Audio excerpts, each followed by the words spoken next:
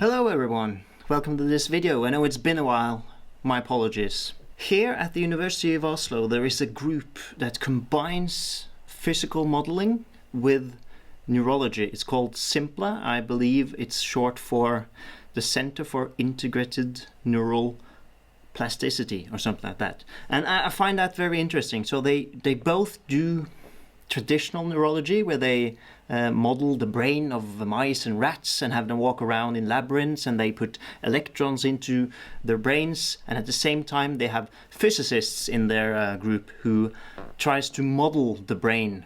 And this group is actually a part of the Human Brain Project, which is I believe it's a worldwide project where the goal is to eventually be able to simulate the entirety of a human brain. I don't know how that goes, but I find it very interesting that you're actually able to model the human brain with physical models, and mostly with concepts from electromagnetism, which many people do. So I wanted to try to make a very simple model of how a signal travels through a neuron. So let's look at that, shall we? So here we have a nice image of a neuron. We see we have two different kinds. The only difference between these two images is these little shades, these jelly beans almost, that goes throughout this long tendril. And you see that in this little visualization that the signal, which starts from the nucleus of the neuron, travels more strongly. The signal is more strong at the end than the bottom one. So let's look at this a bit closer. Full disclaimer, I don't know too much about neurons, but I know some bits. So here we have the soma, this large bit, and we have the axons, and this part is what we'll be modeling in a short while. And these little guys here, they're called myelin, and then they help to sustain the signal that travels through the neuron, and also to make it go a bit faster, I believe. So this is what we'll try to be looking at. So in the simplest of neuron modules, what we'll actually have is we have some signal going into the brain cell as in the form of a voltage. It's an electric signal. A neurologist usually call it the action potential, and it is a potential because it's a voltage. So you'll recognize this as just simple circuitry, really. So here there is some resistance.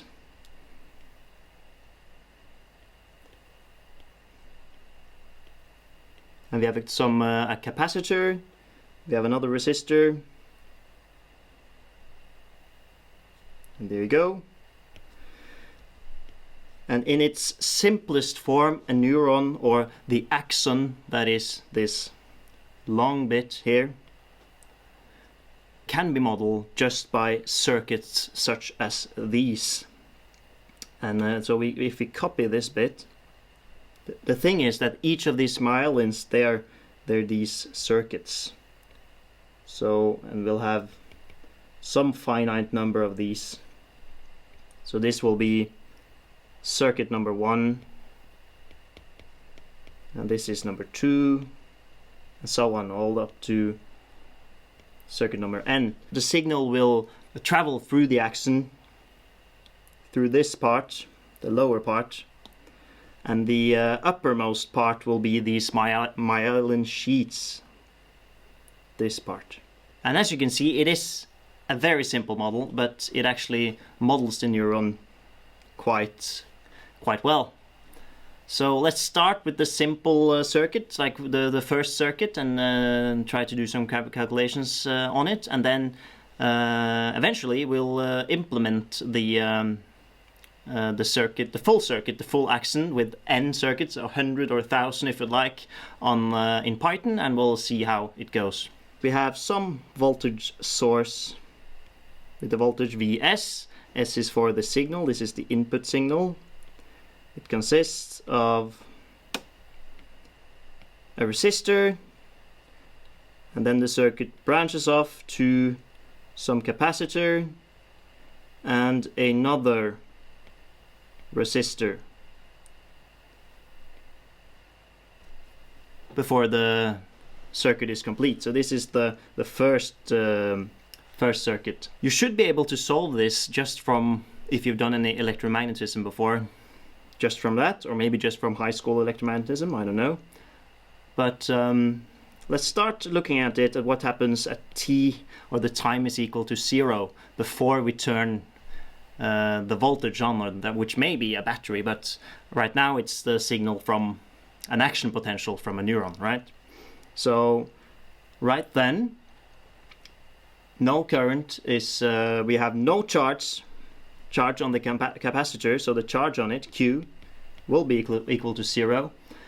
And because the charge is equal to the capacitance times the voltage over this capacitor, we can easily see that the voltage over it must also be 0.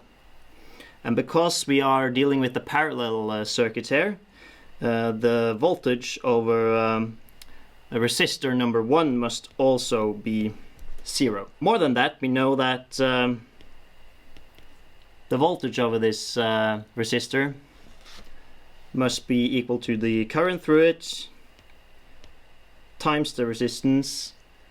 And because the voltage was 0, then we must have that the current at t equal to 0 must also be 0. So not much is going on right now. What we'll do next is we'll apply a junction rule.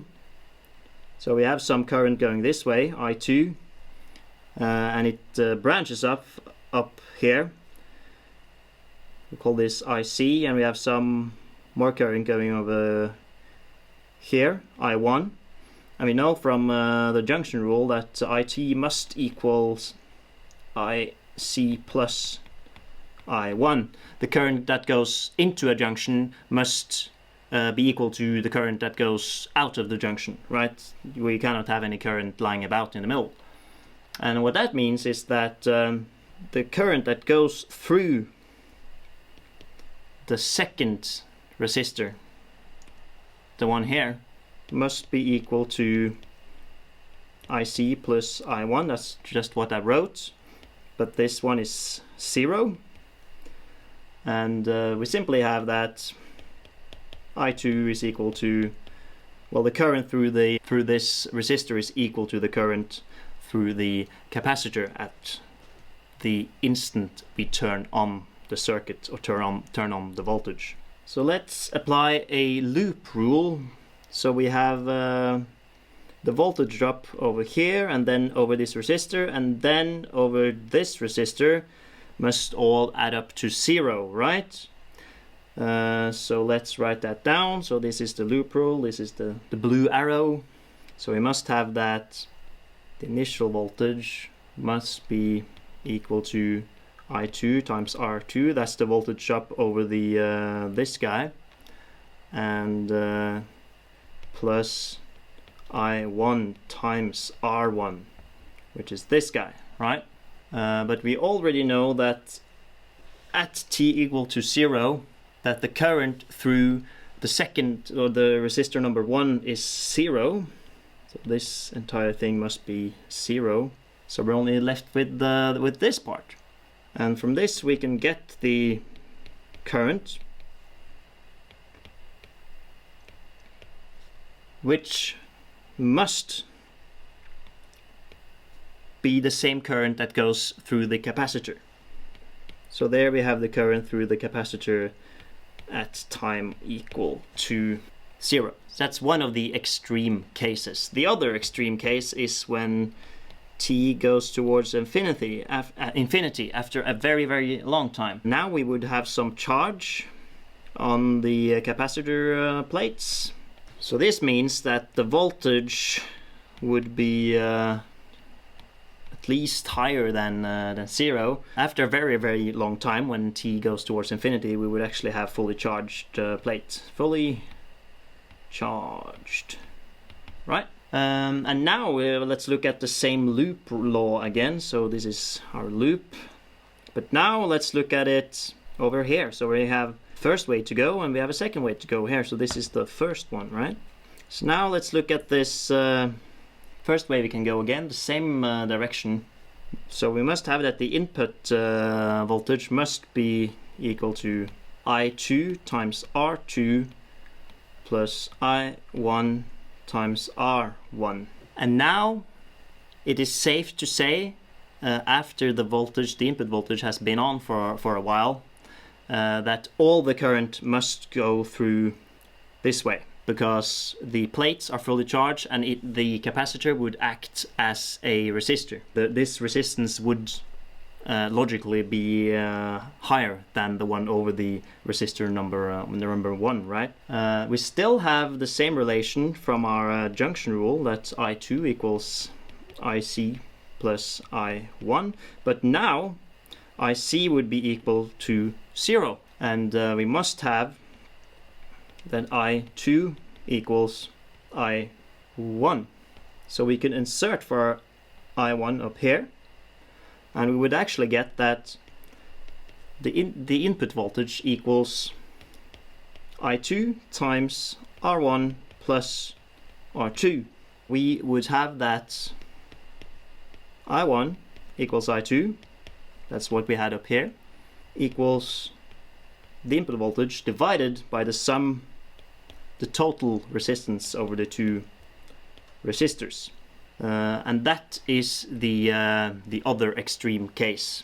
So we either have current going through pathway number 1 or pathway number 2, and at the second you turn on you give an input signal, you would have all current going through pathway number 2, and in the other extreme case, after a very long time, you would only have current going through the resistor, path number 1. So how about somewhere in between? You could actually show analytically, and I'm not going to do this because there's a ton of YouTube videos that already does it, that you would start off with the current being the input current, the input voltage divided by R2 at some point up here, and then you would move asymptotically towards a value equal to the input voltage divided by R1 plus R2, right? A slightly smaller value, and this would be some sort of negative exponential law. But what we are going to do is we are actually going to look at a lot of these circuits and implement them on the computer. So let's just draw it up again to know exactly what's going on. So now we move on to the axon model, where we have some input voltage. We have a resistor with resistance R2, and then we have a branching where we have some capacitor with capacitance C, and we have another resistors R1, and then the branches come together again, and this is our full circuit. And we have another identical circuit like this one, like so. Oh. We also have a resistor here, R2, and we have R1 here as well, and it goes on like this in the same manner. And I wanted to bear in mind that all the capacitors, they have the same capacitance, and all the R2s, they are the same, so this is equal to this, and so on, and all the C's are the same, all the R1s are the same. And what we're interested in computing is what is the voltage over this bit, so we call this V1 now, over this bit, which would be V2, and finally over this bit, which will be Vn. So we have an input voltage, which is Vs, and we have an output voltage, Vn, out here, right? And we also have all the same junction rules and loop rules applying again. Now the first important bit to realize is that because we are dealing with parallel circuits, then the voltage over them would be equal to the voltage over any of the branches in the parallel circuit. So the V1 voltage, the voltage after the first circuit, as a function of time would simply be equal to the voltage over any of the branches in that circuit. So we are going to look at the capacitor. And the only thing that is dependent on time there is the charge on the capacitor plates. And what we need to know how this charge changes in time. So some expression for the derivative in time with regards to this charge.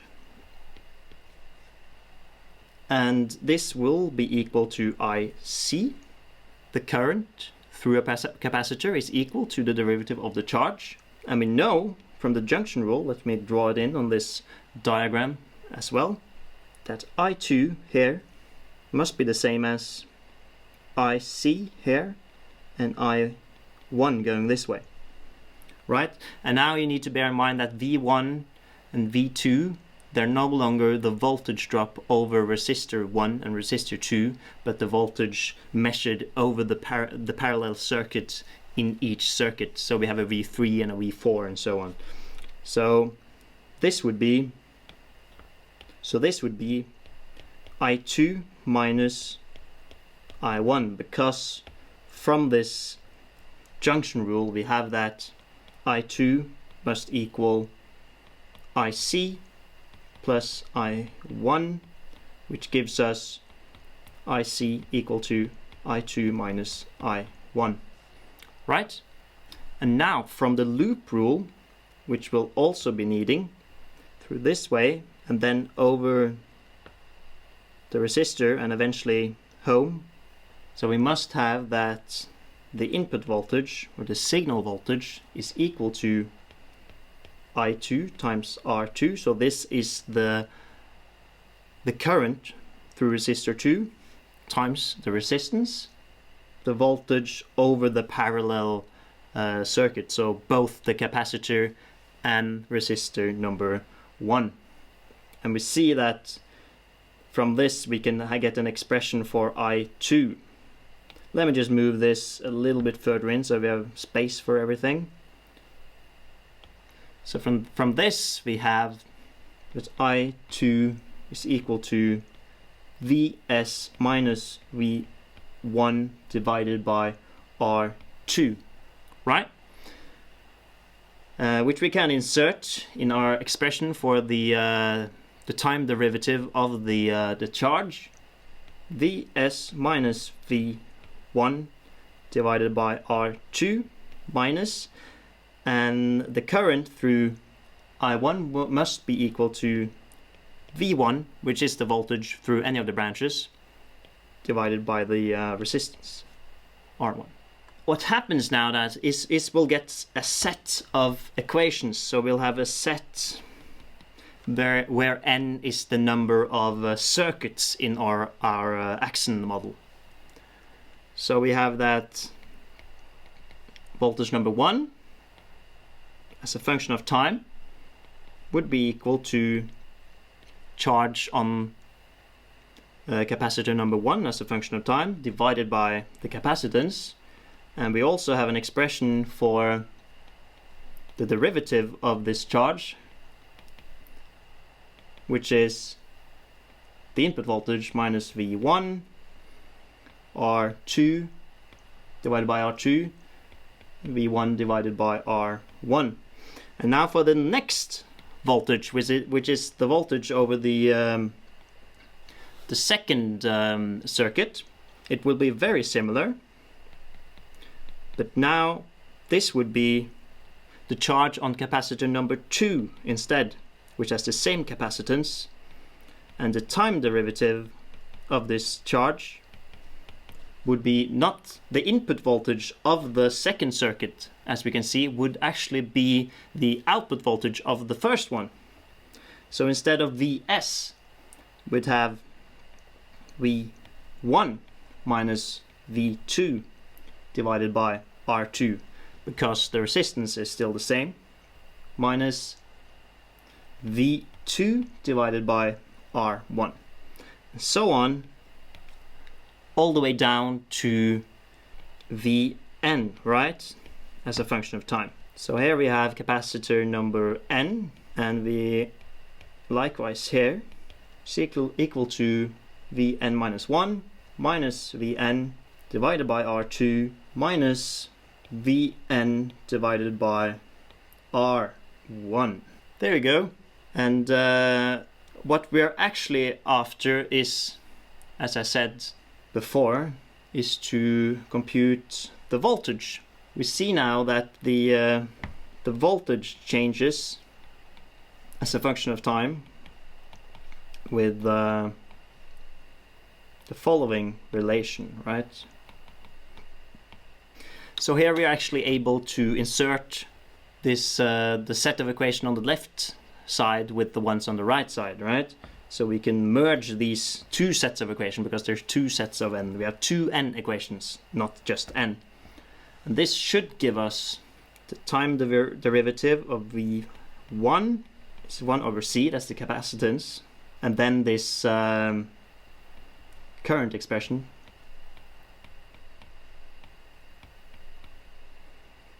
So there you go. When we just compute the derivative of the equations on this side, we get the derivative of the charge, and we are able to insert this bit into the right-hand side of the left equation sets. And similarly, we get equation for V2, or the temporal change of V2, 1 over c, and now we have V1 minus V2 divided by R2 minus V2 divided by R1, and so on, all the way up to the nth voltage, which will be the final output voltage, the signal that comes out of the neural cell at the end. 1 over c, that's the capacitance, always the same, and we'll have Vn minus 1 minus Vn divided by R2 minus Vn divided by R1. So this is the final set of equations that we're going to solve. So let's crack on, shall we? So here we are. I've just opened a new Python file, and as we saw in our model, in the axon model, we have a lot of things stay the same, so that might be inherent to it. So we're going to write a class for this axon, and we're going to need some attributes that would be, well, they would be the same throughout. So we need an input voltage, or the signal voltage. We have a capacitance. We have the resistance of resistor number 1, and we have resistance of resistance number 2. And we also want to input the number of cells, of myelin sheets that we have, right? Of the number of circuits that we have in our axon model altogether. So this is going to be a bit similar to the things that I did when I implemented the model for a disease. So you can go check those videos out if you'd like. They would be helpful. First, we're just going to store the most important bits. We have R1. There you go. We also have R2. And we have the capacitance.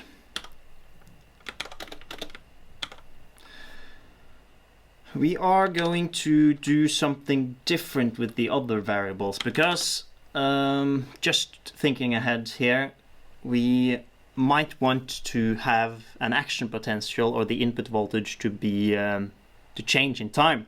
So we're going to check if the input voltage is a number, so it can be an integer or a floating point guy. And if it is, then we'll make it into a callable function to keep the generality of the model, right? And we'll do that with the lambda function. There you go. Yeah, and if it's not a number, if it is a callable, yeah. So if Vs is callable, we'll simply set self.v, the input voltage, to the one we're given as input up here. Yep. I think that's what we need for now. What we eventually want to do is to be able to call this class and then be provided with the current voltage. So depending on the number of circuits, for each circuit we'll have a voltage like V1, V2, V3, all the way up to Vn, which might be 100 or 50 or something like that. Depending on what those values are, some U at a given time. Let me just clarify briefly, if you haven't seen my previous videos on how I usually implement these problems. Let me go back to equations here. So we're going to implement this as some abstract thing, right? So we have the derivative of something dependent on t, which equals a function. It depends on some solution of the u at a time t.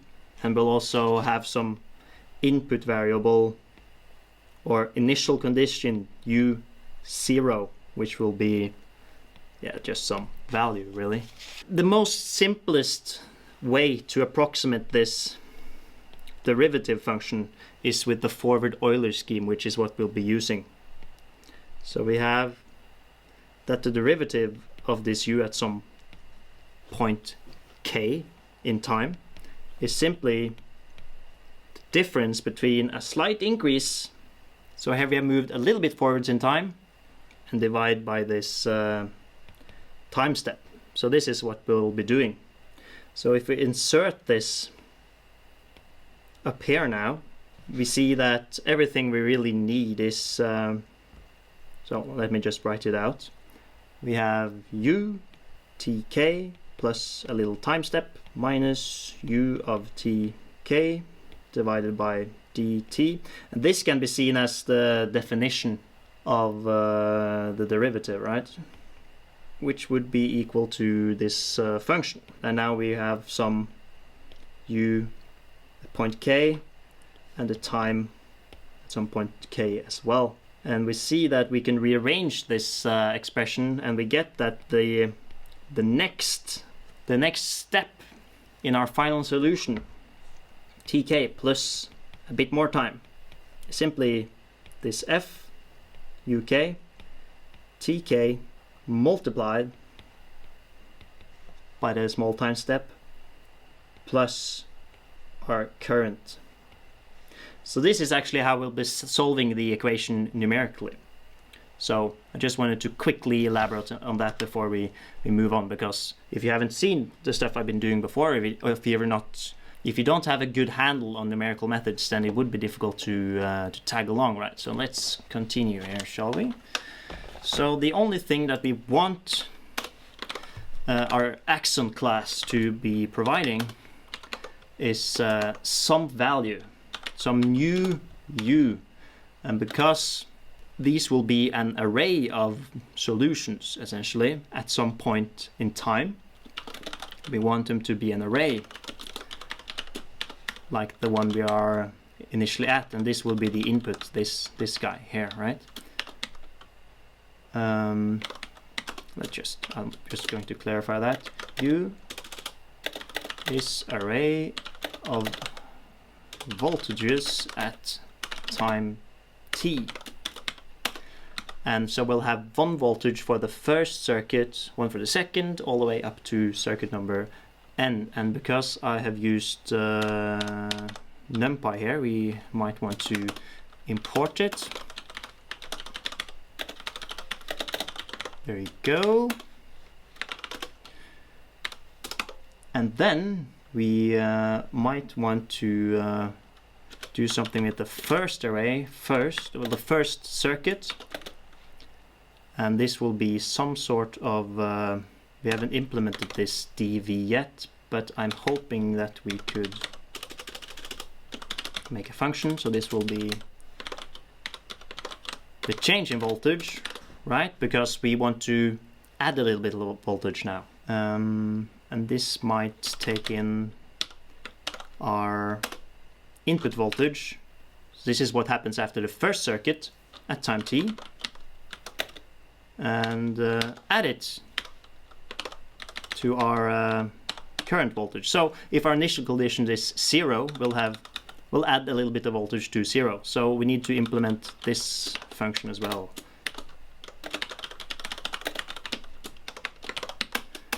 Or else it won't work. And for all the other ones, it should be fairly straightforward.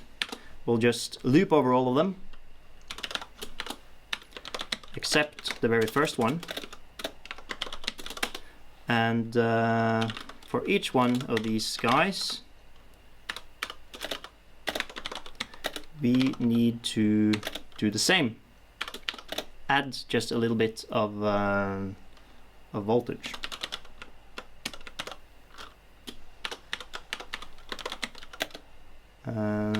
Yeah.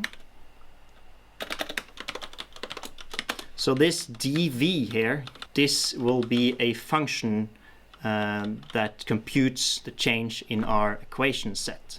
And this should simply return our new solutions at one small increment in time. We'll implement the V straight away, always. So what we need here is, if we remember, if we go back to look at our equations, so we need the previous V, and we need the, well, to update this V, to add small increments to the V, which is what we do numerically, because so we need, this is the previous circuit that we're currently at, and this is also the previous one in time, but to the left, right? So these are the two inputs that we really need. There's nothing else here. This will stay the same, this would stay the same, and this would stay the same. Or to say it in another way, they're independent in time, right? Most obvious way to write it is that we need the voltage for the circuit to the left at the previous time step, and we need the voltage where we are at, but at the previous time step. And then we can compute these equations. So this would be I2, and this would be I1, or the current through I2 and the current through, or there are the looking at the units of these expressions, we are dealing with currents, right? So we can write them in several lines, so it will be more clear. We have, yeah, here's where we were. So I1 or I2 was the first one, where we have the left, or the circuit or the cell to the left, minus this one divided by R1 and R1. This guy is simply this. And then to compute the infinitesimal change in voltage, we simply take I2 minus I1 and divide by the capacitance, and we'll return this. Return. And I believe that's most of it, actually. So just to go through it, we have some inputs. We have a function that computes, in general, one of the equations in our set, right? And we also have the call function, which loops over all the circuits and returns us the next solution in time. So this is what we'll be iterating over. Yeah. Now the only thing that we really need is some initial conditions. We have that our initial conditions are equal to just an array of zeros with the length of n, the number of circuits. All right, and we also have that the first one must be equal to our input voltage, our action potential of the neural cell, right? let's actually call this initial conditions. Yeah. There are several of these. And here as well. There you go. So I think that is correct. There's an error up here. I think we might have forgotten a colon. There you go. Don't forget about the colon, guys. And we also need some... I have played around with this for a long time, so I know some proper input variables that will function. Capacitance, quite low. And R1, quite high. R2, also somewhat high. And yeah, it should function for 1, but that'll be our inputs. Okay, so now, yeah, there are still some errors. I forgot to indent this code block. That should do it. So let's write a test for this guy. Okay, so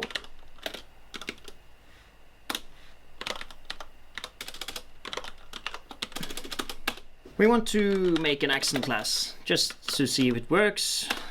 And we'll do 100 guys there. Let's just try calling this and see what happens.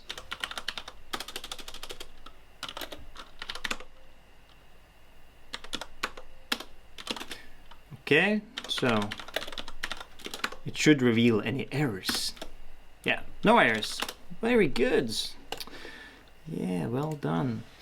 And now we also want to import our solver. So I'm going to grab this from a program that I've written prior to this, which is in the same folder, the thing I need. So now we should be able to import. Yes.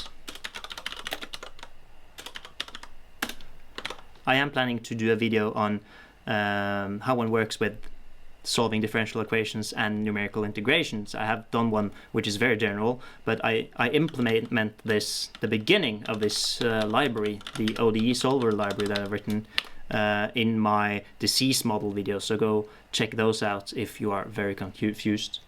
Anyways, so that's that. I want to use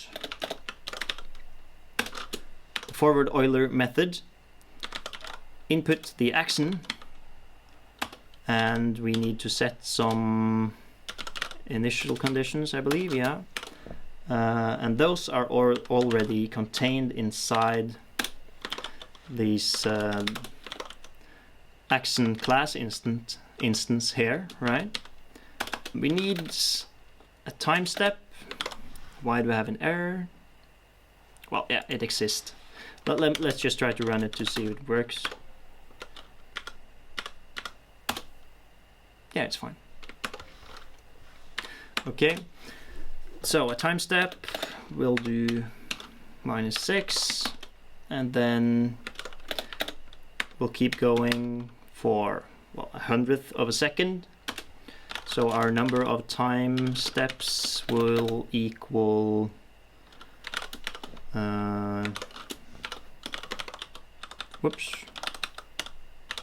the entire timer going divided by our time step, right?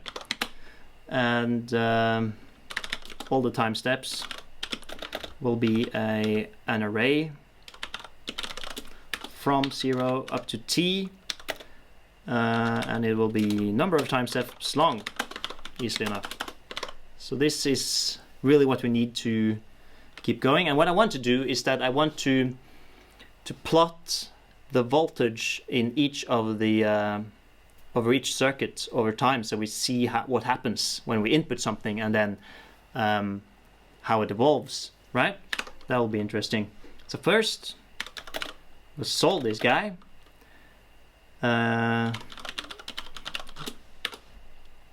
Actually, we can go look at this if you'd like. Whoops.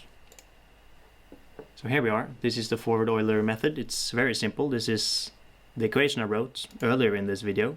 I've made this guy, so the only thing that you need to implement to build on this library, you could check out my GitHub of course, is to implement the advance method, which advances the solution one time step. So here we see that we have, it computes a small time step, and then it does exactly what I wrote on the iPad earlier. Alright, yeah, and we'll solve this by the time steps. Let's see if this works. It's always nice to check. It does not. Aha! Here I am actually reassigning the entire new set of solutions, and I was only going to compute the first element of this array. So now hopefully we are not getting the same error. Let's try it. Yeah, there you go. But now we're not keeping any of the solutions or anything, so right now it's what the program does is quite boring. So let's continue. So what I want to do is I want to plot the how the signal has propagated at different time steps, really. So I'm going to import pyplot first.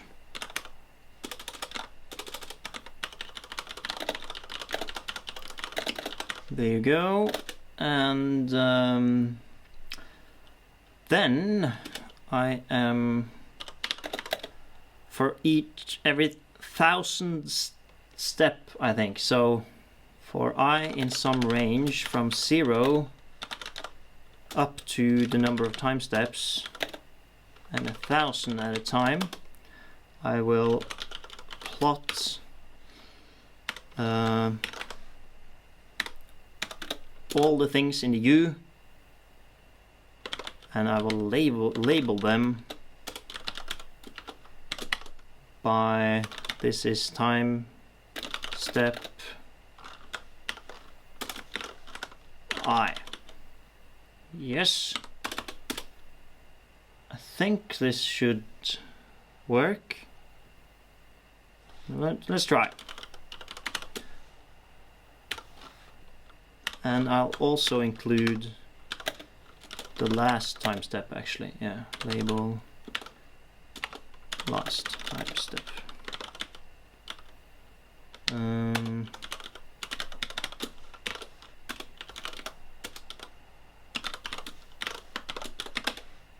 Let's try it. Go.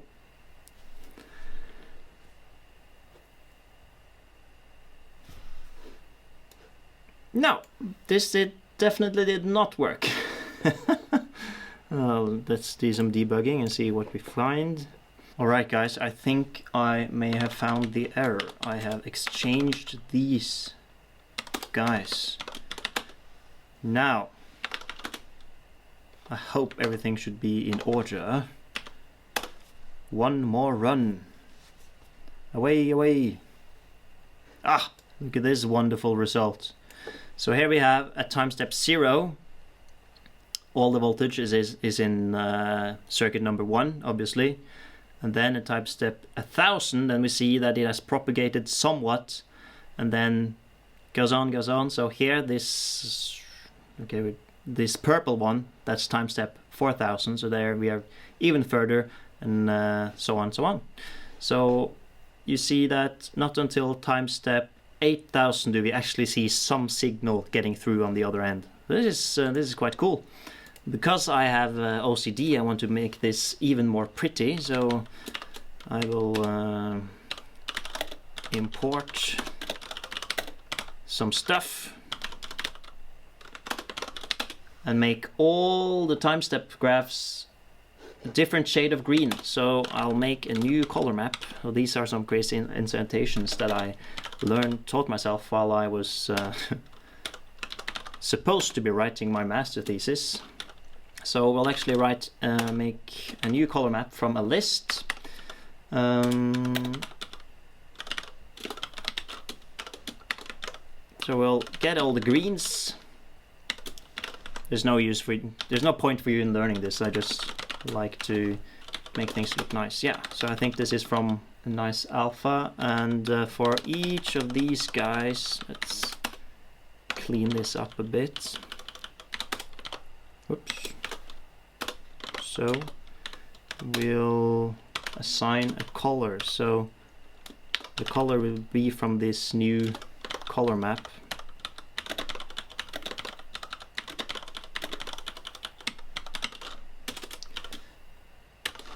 Depending on the number of time steps.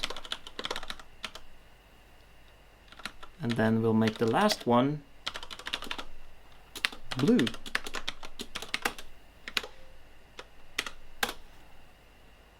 So let's see now.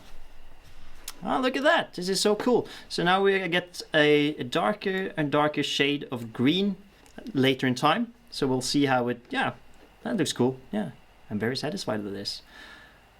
Oh, very nice. So what we'll do as a final exercise is we'll try to make the input signal variable in time. With some sort of like a square signal or something. I think that'll be nice. So what we'll do is we'll create a new file, because now we have created the class and everything, so we could just import it and play around with it. So let's save this as axon2.py. There you go.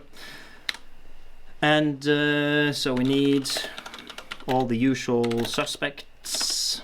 These two lines are usually the two lines I write first in any Python script. And from our, we'll import axon, which is our class, and we also need to import our solver path sys.path. Whoopsie. This is a horrible way to do this. I should have written, you know, a setup file or something, but yeah, whatever. There you go. And then from ODE solver, import forward Euler. And we'll use the square signal from scipy.signal import square.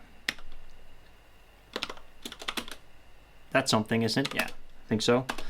So our input signal will be some function dependent on time, and the amplitude should at most be 0.1 volt, because that's what we had before. And the square signal functions that it's either plus or minus something, but we always want to have it positive, so we're going to use a heavy side function of this square guy. Oh, you can't see anything.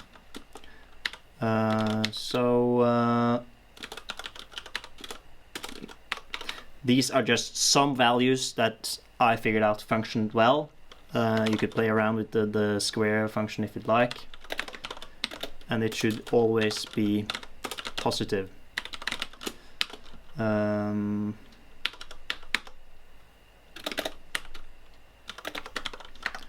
Okay.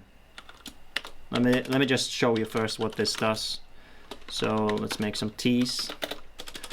Yeah, we'll have the same kind of time step, but we will continue for a while longer now, and we'll the number of time steps, same expression. All our time steps will now be from 0 to capital T, and we'll have num time steps, number of them. So our input signal, I'll plot that first so you'll see how it looks like.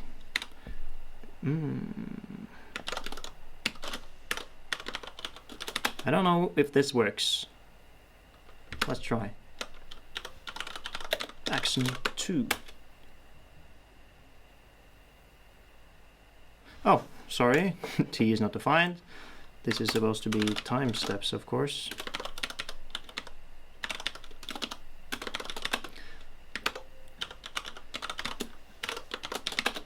Let's see. Beautiful. This is what I wanted. So the first, okay, where do I keep this? So the first Heaviside function ensures that it's always positive, and the second one ensures that it's 0 after 0.01. So if I remove this guy, there you go, you should see something different. Whoops. So this is how it was now, and then we do it again. Yeah, and now we see that it's just positive square, but we want to only have a short burst of the signal, kind of.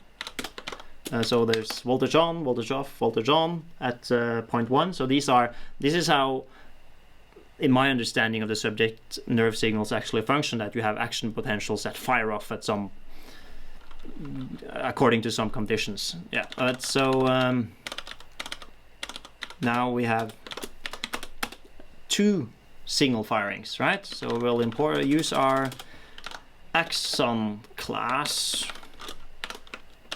and the input voltage will be this function, and we'll have 100 circuits again. Yeah, it's probably nice. And our solver will be the same one as before, the forward Euler, and the function it should be dealing with is this axon class, and then we'll set the initial conditions, which are simply those, and then we'll solve for these time steps. Yeah, and now we'll plot them, and we'll plot both the input signal and the output signal Vn to compare them, right? So we'll make a subplot. We'll have 2 rows and 1 column. Yeah. Yeah, we'll use the T that comes out of the solver class. There. That's our input signal. And yeah, let's put a title on it, shall we? So this would be title input signal, and the output signal, that's the very last of the solutions. So this guy, and then we'll include a title as well. Yeah, I'm anxious to see the results. Ah, cool. Let's do it. Let's do it. Yay. It's gonna take a while, I think. So now it's time for me to tell you a joke, or speed up the film. Go faster. There.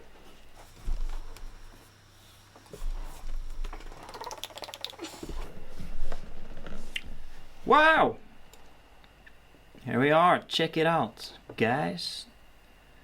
Yeah, the title kind of clashes with the labels there, but yeah, still. So here we see the input signal, and we also see that we have clear peaks in the output signal, which is nice. So the signal is somewhat weakened, but they have 100 cells, so I think this is pretty cool. Yeah. Thank you so much for watching. This was a difficult film to make because I had never really implemented anything like this, but as you can see, we used simple concepts from electromagnetism, and we were able to model how a signal propagates through a neuron quite accurately, I believe. These are actually, well, this is a very simple concept, but these are some of the concepts that they use at the CINPLA group that I mentioned at the beginning of the video. So that's it for now. Thank you very much. Please leave a like. Hopefully it won't be too long until I release another video